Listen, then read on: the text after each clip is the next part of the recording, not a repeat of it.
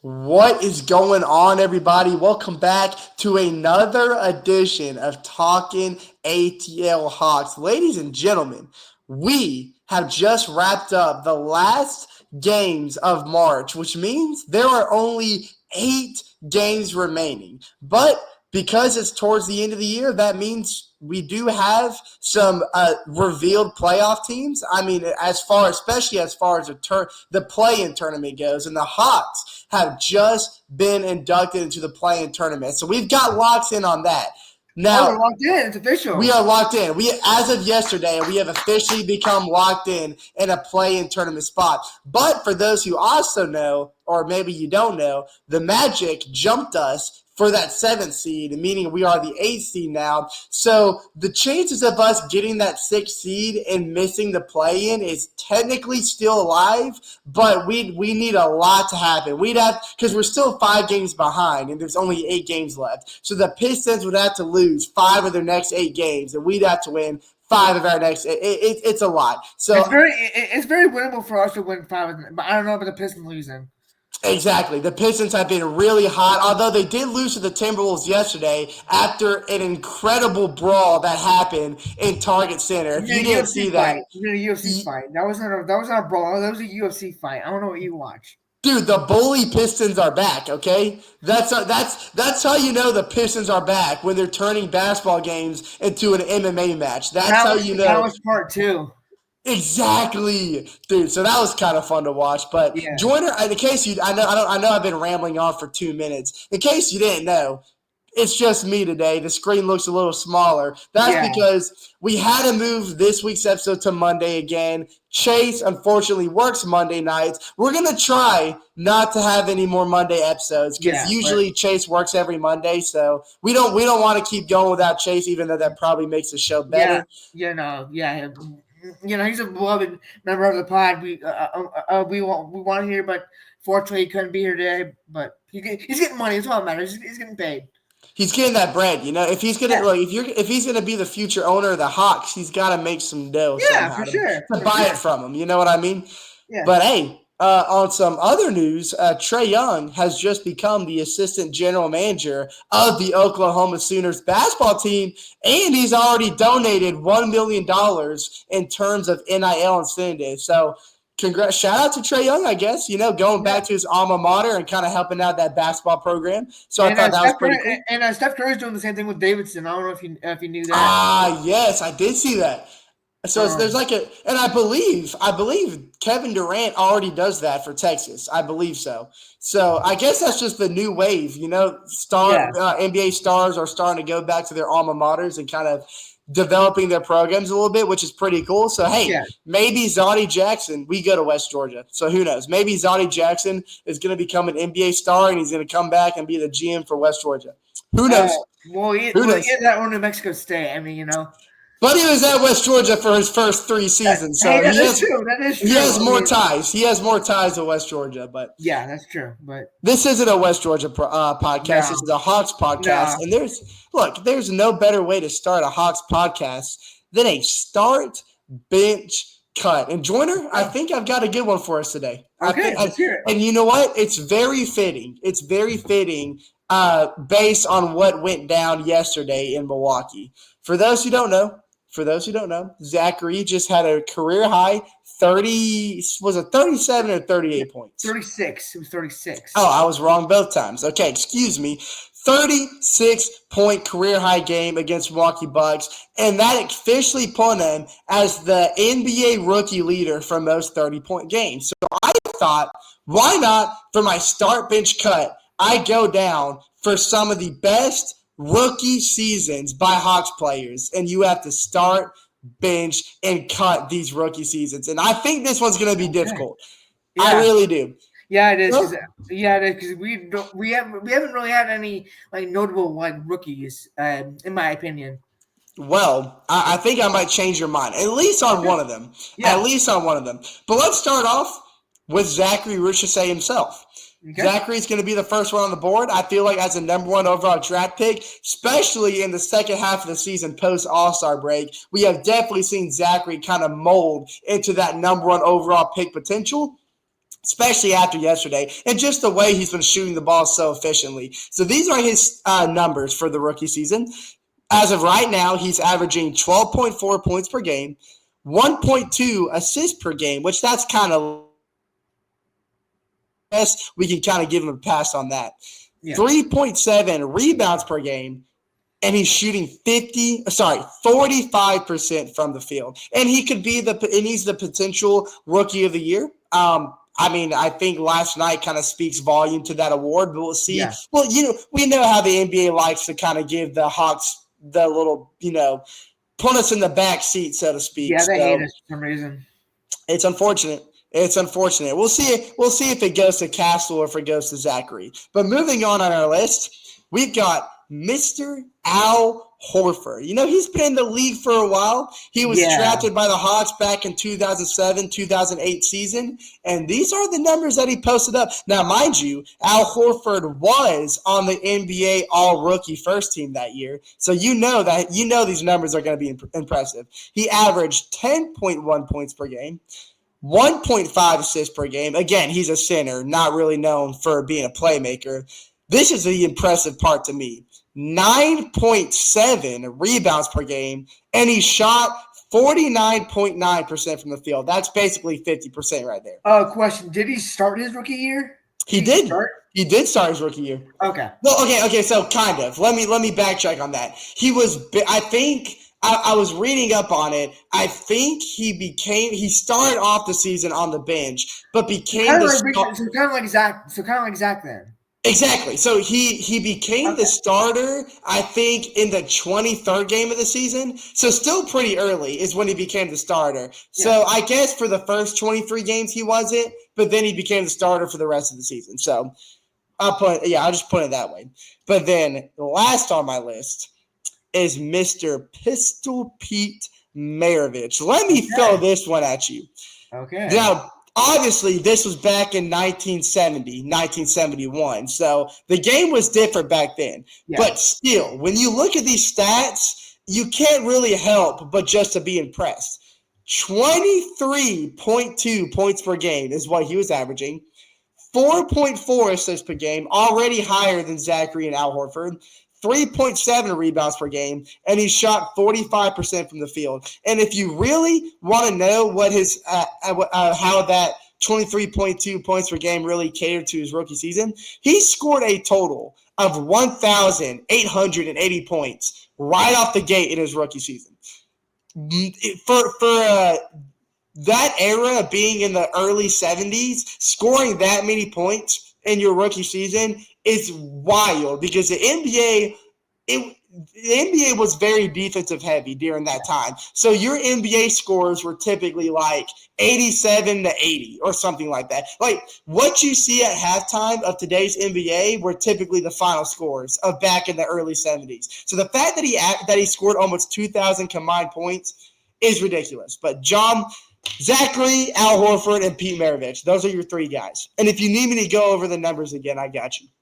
No, I think just based off of that, I'm starting Pistol Pete. I'm going to start him because like you said, different era of basketball, much more physical defense. Mm-hmm.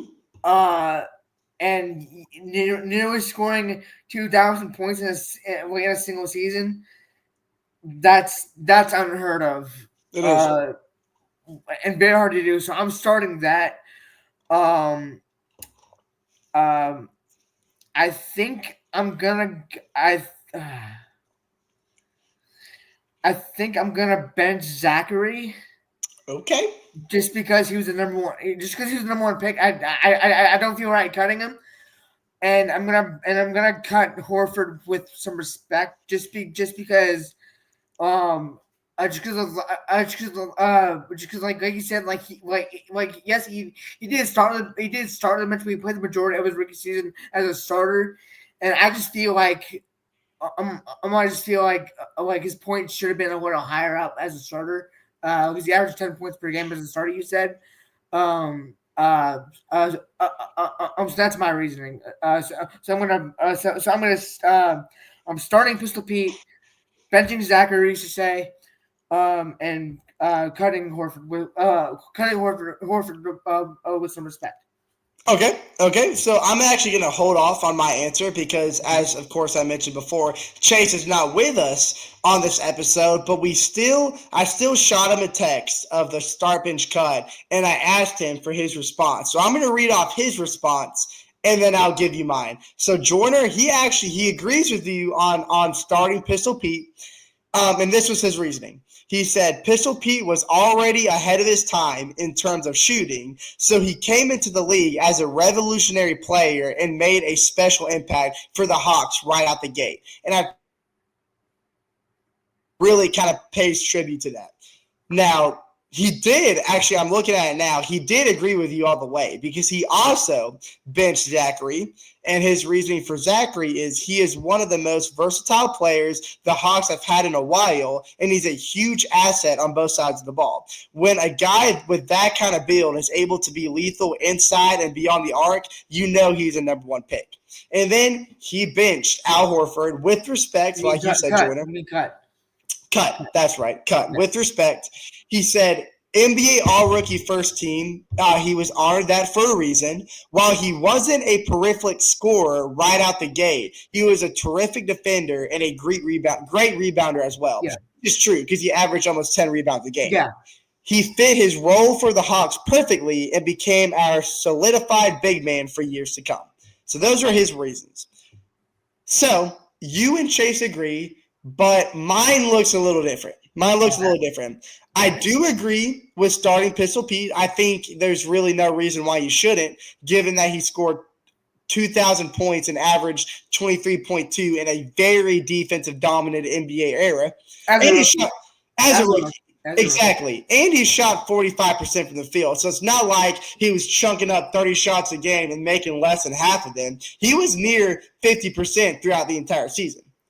But I am going to bench Al Horford and give Zachary the cut. And now if we're solely basing this on rookie seasons, I think Al Horford kind of speaks to me a little bit more. If we were going for potential purposes, I'm taking Zachary over Horford. But the reason why I'm going Horford in terms of an NBA rookie season is because I'm looking at the numbers and I'm trying to compare them side by side. So Zachary and Horford's point per game and assist per game is very, very close. You could. I mean, they look pretty much the exact same. But in terms of rebounding, I'm looking at it this way. Al Horford was put in the Southeastern Division, and that was during the time when Shaq was on the Heat, when Dwight Howard. Yes. So I'm fitting him in a division that was already dominated by star-level NBA centers, and he still came into that division and still managed to box out and rebound almost 10 rebounds a game. And he shot 49.9%. That's borderline 50%. So he was very efficient when it came to inside scoring. So I think because he was matched up with some of the best centers in the league, all in that Southeastern Division, that makes the 10 rebounds a game look even more impressive. That's the reason why I'm putting Al Horford on my bench, and I'm cutting Zachary. It was really close, though. It was really close. But those are my reasons right there. Okay. Honestly, like now that you mentioned divisions, I know this is getting off topic, but before we get into the games, like I just want to ask you, do you believe that the divisions matter in basketball, in the NBA? Okay, can you say that again? I'm sorry, you cut off a little bit. I kind of cut out your question. Do you believe that divisions matter in the NBA? Not nearly as much as it does in other sports because you can. I mean, realistically, the way that the NBA playoffs are set up, you can finish third in your division and still be like a 6 or 7 seed. It just depends on how good or how bad your division is. In other sports like the NFL or in the MLB, winning your division is very, very important when it comes to making the playoffs. Because if you don't win your division, you have to make it in by wild card. But because there's not a wild card system in the NBA, you can finish second in your division and be just fine. You know what I mean? So not nearly as much, no. Okay. And I think that's part of the reason why Adam Silver is debating taking divisions out altogether and just making it an Eastern Conference and a Western Conference instead of having them bracket off into different divisions. Simply because divisions really don't matter that much. Like, if you win your division, all you get is a little banner that says you won your division. You don't get like an automatic top 3 seed or anything like that, because that all depends on your record. So divisions are cool, but they're not necessary, I guess. Yeah, I was not for basketball. Right, exactly. But for like football and like baseball, I would say for football they matter more. But definitely. Yeah, football definitely matters more than baseball because there's less playoff seeds in football, for sure. And even in hockey, if we're talking about other sports, divisions and if you don't finish now in hockey, the playoffs in hockey work a lot different in other sports. But if you don't finish top 3 in your division, because divisions in hockey are like 7 or 8 teams, like divisions are really huge. But if you don't finish top 3 in your division, making the playoffs becomes really, really hard because there's only 1 or 2 wild card spots amongst everybody else that you can get. So divisions matter a drastic amount in hockey. But yeah, this isn't hockey again, but that was a good comment though, because I think nobody ever talks about it. But divisions are kind of irrelevant in basketball. But yeah. But Joyner, do you want to get us started? We only have 3 Hawks games to go over this week, starting with a very tough matchup that took place in Houston on Tuesday against the second best team in the West. And when you take a look at how young of a roster the Rockets have, it's really impressive that they have close to 50 wins already this year. You have veterans like Steven Adams, Dylan Brooks, but then you mix those in with the young, like the second and third year players like Jalen Green, Jeff Green. They also have of course they have Fred VanVleet too. That's another rookie or veteran they have. But even Reed Shepherd has been a great addition to that team. He's a very, very underrated rebounder. And Jalen Green is just explosive all around. So this is a fun matchup, and we knew how tough it was going to be. But Joyner, do you want to kick us off and kind of tell us what went down in Houston on Tuesday? Yeah.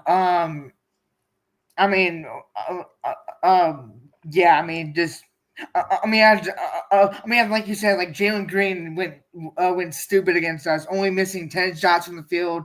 Didn't shoot well from 3, but when you drop 32 points, 32 points and 11 rebounds as a shooting guard, or a point. I think it's a point guard actually. Right. There's nothing really you could do. Their entire starting lineup went pretty crazy with Fred VanVleet dropping 21, Sengun dropping 18, Dylan Brooks and Tari Easton dropping 10 points respectively, and then Jabari Smith Jr. Dropping 17 points off the bench.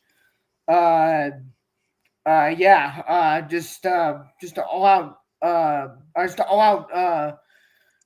dominance from the Houston Rockets starting lineup.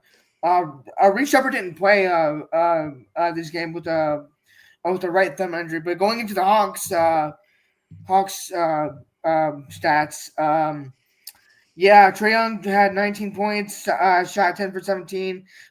He struggled a bit with shooting, but had a cool 12 assists to help boost the team. Dyson Daniels had a near triple double, finishing with 19 points, 10 assists, and 8 rebounds. And again, 4 steals. We can't say enough. Give him the D point now. Pretty much, he pretty much averages 4 steals a game at this point. I mean, yeah, I mean, I wouldn't be surprised if he does or not, but no, he averages 3, but Okay, pretty close. yeah, pretty close. But yeah, so I mean, like overall, like pretty like bad shooting night from the Hawks. Only like shooting 41% from the field, 30% from three. Um, the Rockets shot 28% from three, but 45% from the field. So, I mean, yeah, but that was just pretty much all Jalen Green, pretty much, who shot a total of 24 shots. So, yeah, Right. just the Jalen Green show. If And we're being honest. yeah, and that goes back to just how explosive he is as a young player. I mean, we saw him in just the way that he was able to blow by our wing defenders and just make an immediate drive to the basket, rather as by a dunk or an acrobatic layup. He was just a hard guy to stop once he gets inside. And of course, as you were just throwing out his numbers out there, I mean, he's shot efficient from the field. He has some game beyond the arc. He's quick. He's elusive, especially on those fast breaks. And that's something that the Rockets do so well because they are a very underrated rebound team, like players, for instance, like when you go to rebounds for the Rockets. You had 14 from Essen. You had Jalen Green himself get 11. And when he's able to immediately get the ball into his possession, that's when he wants to take off and go ahead and make a play. Right? And he's a good playmaker, too. That's the thing. He's got great court vision, so if the lane's not – he knows where his teammates are all the time to keep the play going and not halt any momentum. But this is one of those games where the Hawks just got off to a really bad start. I mean, we lost the first quarter by 7 and then proceeded to lose the second quarter by 10. So we go into halftime down by 17, and the Rockets had a lead as large as 21 in the first half. So it was just immediate dominance. And even in the third quarter, the Hawks didn't make much of a lead. Like, we lost the third quarter by 3, so we headed into the fourth quarter down by 20. And this is when the Hawks kind of made an impressive run. We actually started off the fourth quarter. Let me get these numbers right for you, because the run that we went on. And while you're pulling that up, I got some breaking news. That's Hawks news. Oh, go ahead, lay it on me. Hawks guard Dyson Daniels, the NBA steals leader and a defensive player of the year candidate, is signing a 4-year shoe endorsement deal with Adidas. He's averaging 14 points, 5 rebounds, 4.3 assists, and 3.1 steals. Are we gonna get some great barrier great great barrier thieves? Are we gonna get some great barrier thieves out there? Hey! I wouldn't mind that, but I know it's not. I know it's not like that big of a thing. It's not like big news, but like, I mean, like not every day that like someone gets a shoe deal like that. So like, shout out to you, Dyson. Shout out to you, guys. Well deserved. Shout out to the future D-Boy. Hopefully, especially. No. We are manifesting it. We have to manifest it. I like it. I like that energy. Now, speaking into existence, yes, he is the defensive player of the year. And you know what? Shout out to you for getting that 4-year deal, because he was not very known when he was on the Pelicans. So this year has been a complete career-altering year for Dyson Daniels. And the fact that he's already able to grab the attention of a multi-billion-dollar company like Adidas, congratulations, Dyson. That's incredible. But yeah, back to the Hawks game. Yeah, the Hawks started off the fourth quarter on a 17-2 run. So in the blink of an eye, it became from a 20-point game to a 5-point game with about 6 minutes left. So the game has completely flipped momentum. The page has been turned. The Hawks had a chance to go out there and get it. But then, of course, just right when the Hawks start grabbing the momentum, that's when the veteran guys like Dylan Brooks, Fred VanVleet, Fred, who dropped 21 points, really started to kind of take control and take over, and they became really hard to stop inside. Dylan Brooks really locked in defensively, got his 2 steals, both coming in the fourth quarter, and they kind of ripped away the Hawks' chances at a comeback. So I don't know. Even though the game wasn't reached for the Hawks at the end of the fourth quarter, it never really felt like we were in the game because even when the Hawks went on their 17-2 run, all it took was a Rockets timeout, and then they came off the timeout and just dominated again and ended up winning the game. They won the game by 7, so it came down to the winding minutes. But then the Hawks had to play the foul game, and just the Rockets had it with it.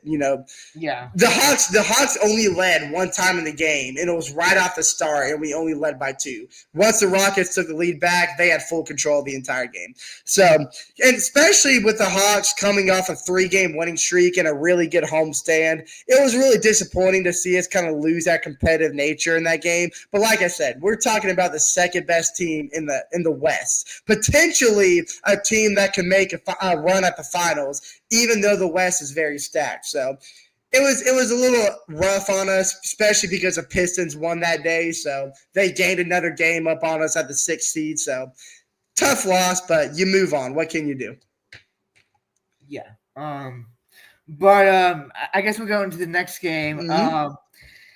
Another tough loss, and I just want to apologize because a couple months because around I think it was like after the All-Star game, Tyler here had a bad game. Oh gosh. Us, and I said something that I shouldn't have said. I said that he was not All-Star worthy, but so Tyler Hero, I'm sorry. Please stop dropping 30 plus points on us. Please. 36 points. 36 points, shooting 13 for 17 from the field and 4 for 6 from 3. This man could not miss. He was automatic. Yes, he was automatic. And Wiggins drops 16. Bam Adebayo drops 12. Really, his supporting cast didn't really. His starting supporting cast didn't really do much, but the bench helped out a little bit. But for the Hawks, we Trae Young dropped 29 with again another rough shooting night, shooting 10 for 21 from the field, 6 for 12 from 3. Shot 50% from 3, so that's pretty nice. Then Krejci started in place of Mo Gabe this game, which was sort of weird because we've been playing Mo Gabe the past couple games. Yeah. But he dropped a nice 14. Zachary didn't shoot the ball that well, but didn't shoot as much either. Only dropping 5 points. Okongwu had 15. And then Dawson Daniels had 9. But again, he had with 2 steals. And then our bench, and then Karis LeVert and Terrence Mann for our bench helped out a little bit. But again, it wasn't enough because, of course, Tyler Hero loves dropping 30 plus points on us, especially after I called him trash after the All-Star break. But that's just how it goes. What are your thoughts on this game, Andrew? Well, going back to the Muhammad Gay and Quinn's decision, because not only was he benched, he just didn't play in this game. Yeah, he didn't play. It was a coach's decision. But as we all know, last night against the Bucks, Muhammad Gay was thrown right back into the starting lineup. So I think this really it was either one or two things. It was either just rest purposes, maybe giving Muhammad Gay a day off, or maybe Muhammad Gay went up to Quinn Snyder or the training staff and kind of mentioned that he had discomfort somewhere. And because the season's winding down and the postseason is upon us, Quinn didn't want to risk any discomfort and turn that into a serious injury that would cause him to miss a couple games in the future or a couple games in the postseason even. So maybe that's all it was. But regardless, Vic got the spot, dropped 14 points, like you said. It was a well all-around scoring night for the Hawks because Karis LeVert dropped 17. Which that's the first time that Karis LeVert dropped more than 15 in like a week and a half. Like his numbers has really been dropping off the bench, and he hasn't really been shooting as much. So to see Karis LeVert go out there and take 12 shots and drop 17 was kind of refreshing. And then Terrence Mann had 14. But what really did it to me was the Miami Heat had an even better all around shooting percentage because almost they went with an 8-man rotation and only 2 of the 8-man rotation did not reach double figures. You had Andrew Wiggins with 16. You had Bam with 12. Even on the bench, you had Kyle Anderson getting 10. You had D. Mitchell, not to get confused with Donovan Mitchell. It was Devon Mitchell gets 16 points. Andrew Wiggins also up there with 16. And this was the exact opposite of what happened in Houston because this time the Hawks got off to a flying start, won the first quarter by 10, but then it was an instant snap of the fingers. The Miami Heat bench played the majority of the second quarter like Andrew Wiggins, like Kyle Anderson, and not Andrew Wiggins, Kyle Anderson and Highsmith? Devon Mitchell. I just said his name and couldn't remember. But yeah, they really took off in the second quarter, and they won the second quarter by 15. And that completely turned the page and killed the switch that the Hawks turned on in the first quarter. And then the Hawks really couldn't grab hold of the Heat anymore because we proceeded to lose this third quarter by 8. And then though we won the fourth quarter by 4, it was too little too late. And we made a couple of big threes down the stretch of the fourth quarter that came off the hands of guys like Vic. Gorgeous Niang couldn't really hit a 3. He shot 1 for 2, only took 2 shots. But Karis LeVert tried to take some threes down the stretch. Terrence Mann kept missing some open looks. Zach Ree had a really rough shooting night, a really quiet shooting night. And threes were just hard to come by, except for Trae Young, I suppose. And we got too far behind with about 5 minutes left. We couldn't hit any threes to draw us back and reach. Now, this is really the game that this is a game that put the Magic above the Heat because back on Thursday night, if I go back here, the Orlando Magic, no, it was Friday. It was Friday night, or maybe it was. That's right. Okay, so the Magic beat the Kings on Saturday night, and that's when they jumped the Hawks for the 7th seed because of this loss to the Miami Heat. This one was more annoying. This one was more annoying to me than the Houston Rockets because at least the Houston Rockets being up there second in a very tough Western Conference, I can live with that. It's on the road. The Rockets have been red hot all year. Who's going to stop them? The Miami Heat, before this game started, they were 10 games under 500. That Jimmy Butler, and they were drawing behind in the Eastern Conference that aside from the top 6 seeds really isn't that strong. So this was, and then the Hawks had played very well against the Heat all season. But because of this game, we had to split the 2-game series.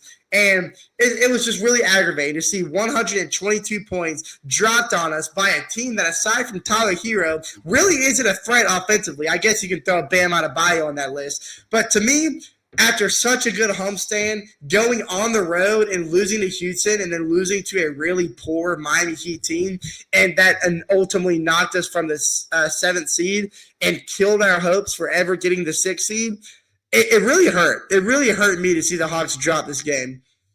But thankfully, John, yesterday's game against the Milwaukee Bucks freshened me a little bit. It really did, because this, to me, yesterday's game against the Bucks is arguably the best the Hawks have looked all year. So, John, if you want to get us started on that game in Milwaukee, because we do have some very interesting numbers to talk about when it comes to this Bucks game. So, John, I'll let you get things started there. I'm sorry, my screen was buffering. I couldn't hear you. Oh, that's okay. I was just asking if you want to go ahead and get started on that Bucks game, because we have a lot of interesting numbers to talk about in terms of NBA history and Atlanta Hawks history. So, John, if you want to get us started there, that would be great. Yes, I will.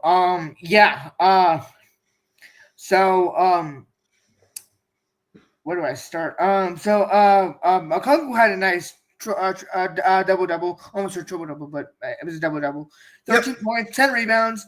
Shot 1 for 4 from 3. I don't know why he's taking 4 3-point. I don't know why he took 4 3-point shots, but you know what? That's fine. We still dropped 145. I guess we can let it slide. Yeah, for sure. Muhammad Gay, who was inserted back into the starting lineup, Mm-hmm. shot 3 for 5, one for 2 from 3. Had a nice 9-9 game, 9 points, 9 rebounds. Very interesting. Um, Trae Young struggled, but had a 19-19 game. That's right, baby. 19 assists, 19 points. Very With cool to see. with only 2 turnovers. He only turned the ball over 2 times. So Yeah, that's 17 assists if you take away 2 from the turnovers. So that's a really good night in terms of playmaking for Trae Young. yeah. Um, and Dyson Daniels had a really good scoring night. Finishing with 22 points, shot 10 for 15 from the field, 0 for 3 from three. But that's fine. We don't really need him for 3 point shooting. And he Yeah. almost himself had a double double, finishing with Oh yeah. with 9 points and 6 assists. But I saved this man for last. The rookie, the number 1 overall pick, finishing with a career high, a career high 36 points, shooting 12 for 21 from the field, 5 for 11 from 3, 6 rebounds, 3 assists. This man shot more 3-point shots than Trae Young himself. And this was a full rookie takeover right here. And before you Yeah. move on, John, do you know what the most impressive thing to me about Zachary's 36 career high performance is? Tell me. Not only did he drop 36 points, not only did he get 6 rebounds with it, not only did he shoot 12 for 21 and knock down 5 threes, throughout the entire game, Zachary only took 2 dribbles. He only dribbled the ball 2 times and dropped 36 points. And I think a lot had to do with that because the connection that Trae Young and Zachary had on the court. And Trae Young even talked about this during the post-game interview about how Trae Young and Zachary were on the same wavelength the entire game. Zachary would get a rebound, hand the ball to Trae Young, then immediately make a cut towards the basket, and Trae Young would throw him a lob or hit him in the paint for a layup or a dunk. And these are the reasons he didn't have to dribble the ball, because aside from those inside cuts, Trae Young was making sure he got open looks for these catch-and-shoot opportunities. And this is what you like to see from your 7-year veteran and your number 1 overall draft pick, who could be the future star of this franchise. So to me, if you're the NBA higher ups, if you're the NBA front office and you're looking for a game, like if you had to present one game as to why Zachary should be the rookie of the year, submit this game right here, because this shows how well Zachary is able to adapt from top tier point guards, top tier playmakers, and how to really make an impact. Because he's ultimately the reason Trae Young almost had a 20 assist. Yeah. For him. But John, you can go ahead. I just had to give my little rant. Yeah, no, I mean, no, you're all good. But I mean, yeah, for the Bucks though, like Giannis had a nice game, finishing 11 for 18 from the field. Only missing 7 shots, but finishing with 31. Kyle Kuzma finished with 25, and Kevin Porter Jr. off the bench. Yeah, that was a really impressive game. Had a nice 28 points. That was pretty impressive. But that's all. That's really all they got from the Bucks bench. And it's funny because the bench or the Bucks played 8 players off of that bench. Now, mind you, a couple of them came during garbage time when the Hawks already had the game out of reach. Yeah, but I mean, for like our bench, I mean, Gordon Nang shot 50% from 3, finished with 17 points, and then Mann and Levert finished with both with 9 points, and then Dominic Barlow finished with 8 points. So so you definitely love to see that, but. Yeah, good solid win for the Hawks. Good solid win for Absolutely. And Gordon Niang is really funny to me because if you take a look at his stat line, he had 17 points, but he only had 1 rebound, 1 assist, and no other statistic. And this has really been a common theme for Gordon Niang because he's out there to do one thing and one thing only, and that's shoot the ball. and play defense. He does nothing else. He doesn't rebound. He doesn't have any playmaking attributes. He's just a catch and shoot guy, and I love it. I love it because I feel like every NBA team needs that kind of guy to just get the ball, take the shot, and nail it at least 50% of the time. But, John, we do have to backtrack a little bit because we completely forgot a very important statistic in that Miami Heat game that is worthy to note. Because even though the Hawks lost that game in a disappointing fashion, late in the first quarter, Trae Young took a step back three in the corner, and it was a step back mid range, fadeaway mid range, and that put him in the ranks above the best of the best. He became the youngest player in NBA history to reach 12,000 points in 4,500 assists, and he passed LeBron James himself. So he is now the sole leader of that category in terms of the fastest to reach 12,000 points and 4,500 assists. And I think that speaks volume. But of course, nobody else in the world is talking about this because it's Trae Young on a mediocre Atlanta Hawks team. But let's just take all that aside. Let's open up the curtains and just blind ourselves from the mediocrity of the Hawks. And let's talk about how this separates Trae Young from so many other players in the league. Because had this been like John Morant complete this stat, everybody would be talking about it. The NBA probably would make a 30 for 30 special on this. But Trae Young he's been alluding and giving hints to us that he's been this kind of guy to rack up 30 and 10 every single night. If the league was really paying attention and seeing Trae Young average almost 30 points and over 10 assists for the last 3 or 4 years, then it'd be a no-brainer that he was en route to pass LeBron James, the supposed greatest of all time, in this category. But nobody saw it coming except us Hawks fans because we're the only true ones that appreciate Trae Young's greatness. So hats off to you, Trae Young. Yeah. Hats off to you. Yeah, I completely forgot about that. I mean, I honestly thought that happened in this Bucks game, but I mean, good thing. Good thing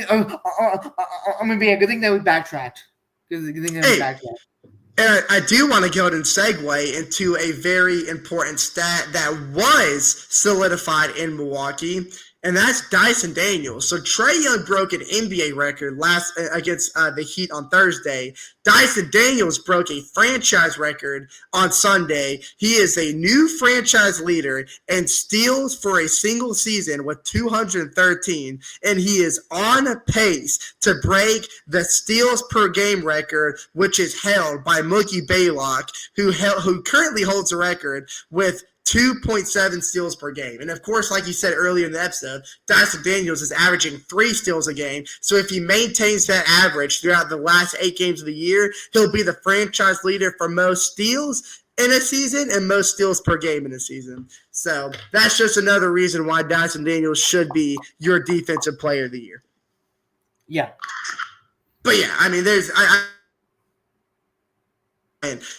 145 points. The Hawks offense was just clicking on all cylinders from the starters to the bench. Pretty much everybody aside from, I guess, Vit scored double figures, and Muhammad Gay was 1 point shy. But we shot 53% from the field and 35% from three. And the Bucks, they did outshoot us initially. They shot 48% from the field and 34% from three. But I think that massive second quarter, the Hawks winning that second quarter 45-31, and then winning the third quarter right off the break 36-17, it was really just the second and third quarter that the Hawks just it kind of alluded to that game that we had back in Charlotte on March the 18th when we dropped 134 points. There's just, from the second and third quarter, it was just everybody was playing great team basketball. The shots were open. The shots were falling. The Hawks were making tough finishes at the basket. We weren't fouling. We were playing great defense,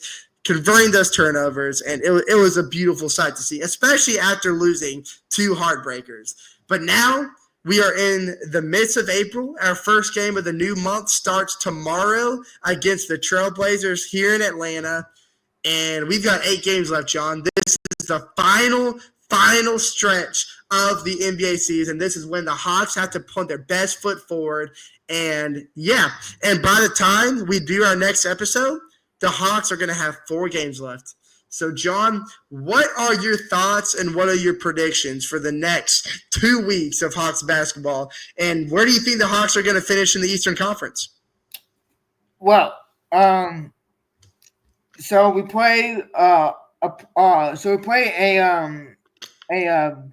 mediocre Portland team. I don't want to say bad because they're not. I don't think they're bad, but they're mediocre. They're like us. They're like us. I'm gonna say they're like us. Then we play the Mavericks, who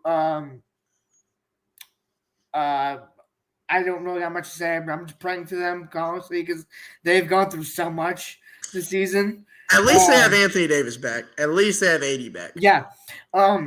Yeah. I mean, and they are 4-0 with Anthony Davis. They are 4-0 with him. So, exactly. Yeah, he's been a game changer. He really has. If he plays for them the rest of the season, they could make a decent run. But we're not talking about the Mavericks.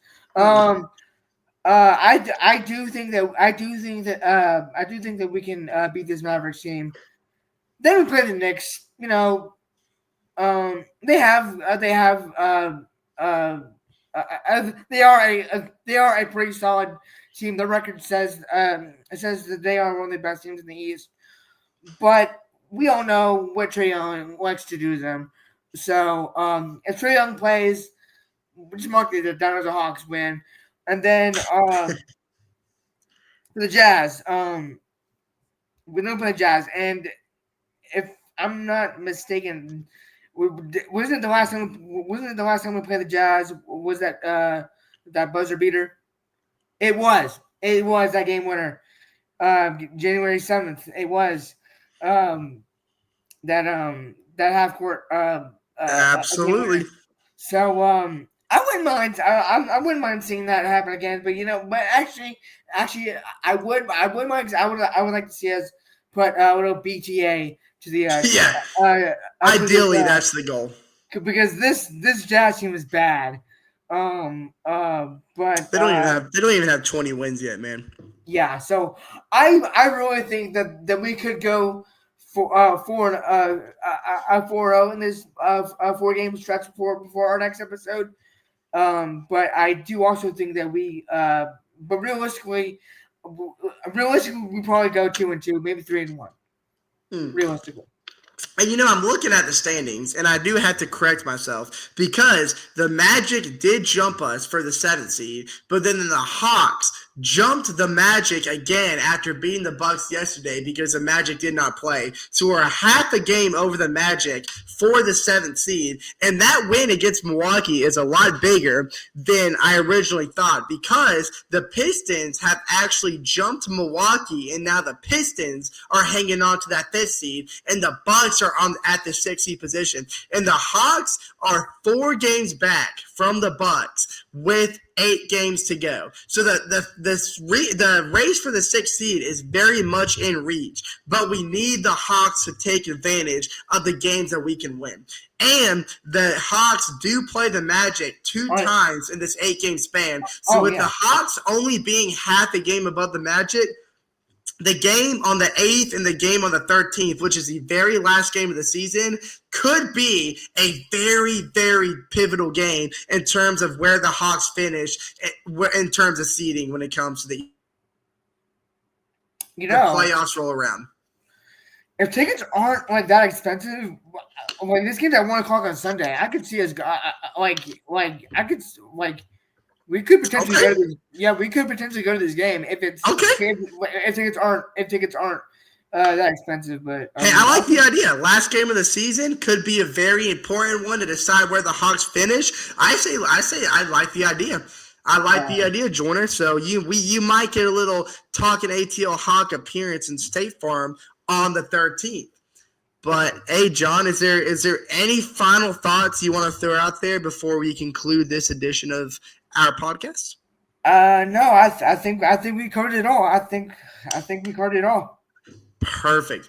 Yeah, guys, we are so excited to finally be back into playoff basketball, but we really, really hope that the Hawks can at least make one last push for that 6th seed. But if not, by any means, please hang on to that 7th seed so we don't have to travel anywhere for the play-in, because the Hawks play best when we're at State Farm. But guys, thank you so much for tuning in to another edition, episode 21 of Talkin ATL Hawks. Dominic Wilkins episode.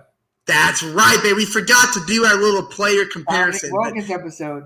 This is the human highlight reel edition of Talkin ATL Hawks, and we will see you guys next week for episode number 22, while we talk about the next few games for the Hawks and then really get down to the meat of the last, because by the time we record again, we'll have one more week of Hawks basketball, and we would break that down as much as we can. But as for me and my buddy Joyner over there, and for Chase, even though he wasn't with us today, this has been Talkin ATL Hawks, and we will see you guys next week.